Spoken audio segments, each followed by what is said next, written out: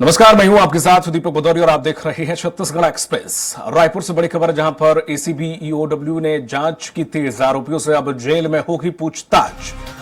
जी हां, महादेव सट्टा, शराब घोटाला, कोयला घोटाला मामले में होगी पूछताछ। जेल में बंद आरोपियों से पूछताछ की मिली अनुमति।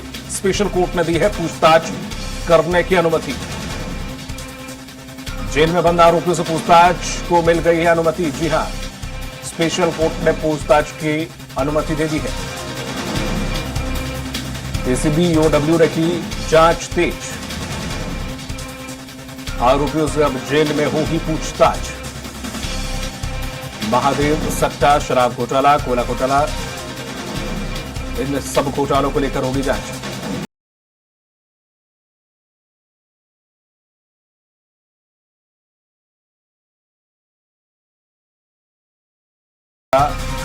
शराब घोटाला, कोयला घोटाला मामले में होगी जांच। स्पेशल कोर्ट ने पूछताछ करने की अनुमति दे दी है।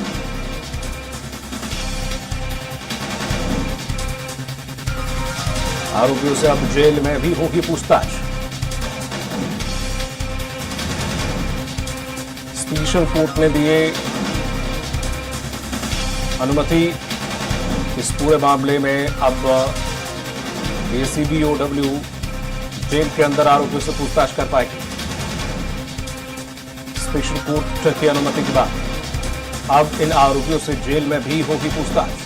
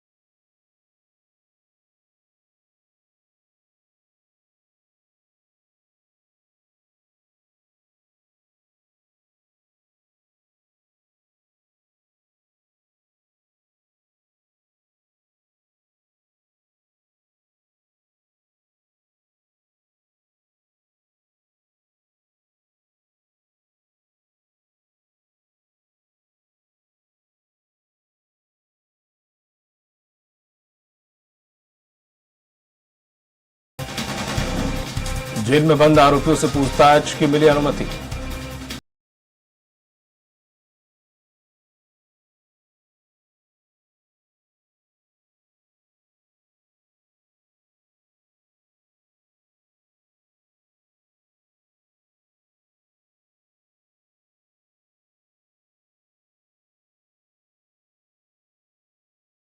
अधिक जानकारी के साथ लाइव जुड़ गए हैं हेमंत शर्मा। हेमंत, इस पूरे, चाहे वो कोयला घोटाला हो, महादेव सट्टा ऐप हो, ये तमाम घोटालों को लेकर जो आरोपी जेल में बंद हैं, अब उन्हें जेल में भी पूछताछ एसीबी और ईओडब्ल्यू कर पाएगी, ये अनुमति दे दी गई है। क्या कुछ अपडेट इस खबर पर? देखिए दीपक, पिछली सरकार के दौरान महादेव कोयला घोटाला के साथ साथ कई ऐसे घोटाले सामने आए थे जिसको लेकर उस समय विपक्ष बैठी बीजेपी ने हंगामा किया था और सरकार को घेरते भी नजर आई थी। विधानसभा के चुनाव जब हुए तो इस मसले को जोर शोर से उठाया गया। प्रधानमंत्री तक ने कई सभाओं में इस घोटालों का जिक्र किया और विधानसभा चुनाव में भी काफी बड़ा फायदा बीजेपी को मिला और उसी का खामियाजा था कि 54 सीटों के साथ सरकार यहां पर कांग्रेस की बनी। सरकार बनने के बाद इन तमाम घोटालों को लेकर जांच तेज कर दी गई।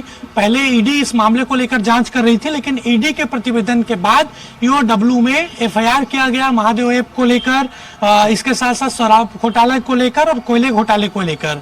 और अब इसमें ये जानकारी निकलकर सामने आ रही है कि जो एफआईआर किया गया था ईओडब्ल्यू एसीबी के द्वारा, उस एफआईआर के तहत जांच में तेजी आ रही है और उसी जांच के तहत जो इन तीनों घोटालों में जो बंद आरोपी आरोपी हैं उनसे पूछताछ की जाएगी ईओडब्ल्यू एसीबी के अफसरों के द्वारा। और कोर्ट से यहाँ पर निवेदन किया गया था, आवेदन लगाया गया था और अनुमति मांगी गई थी और ईओडब्ल्यू को जेल में बंद आरोपियों से पूछताछ की अनुमति मिल गई है। और अब जांच आगे बढ़ेगा, क्योंकि लगातार ईओडब्ल्यू एसीबी पर भी ये सवाल खड़े हो रहे थे कि आखिरकार एफआईआर करने के बाद कोई इसमें प्रोग्रेस केस में क्यों नहीं हो रहा है, जांच आगे क्यों नहीं बढ़ रही है। और अब जाकर जांच आगे बढ़ रही है।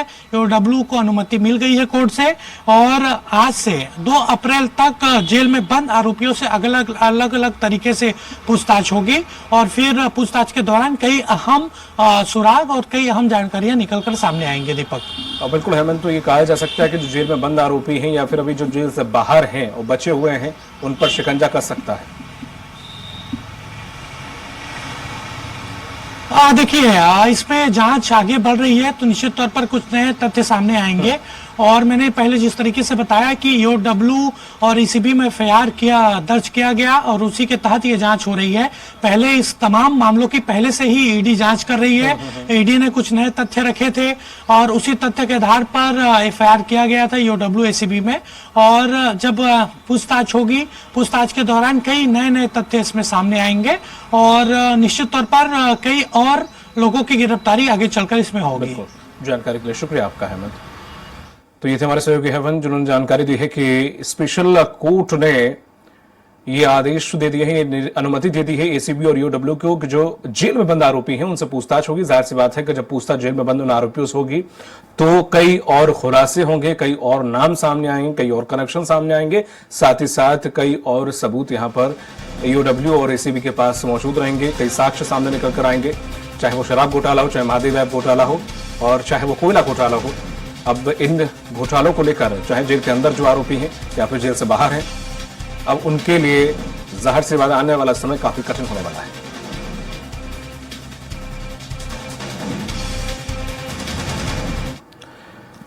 छत्तीसगढ़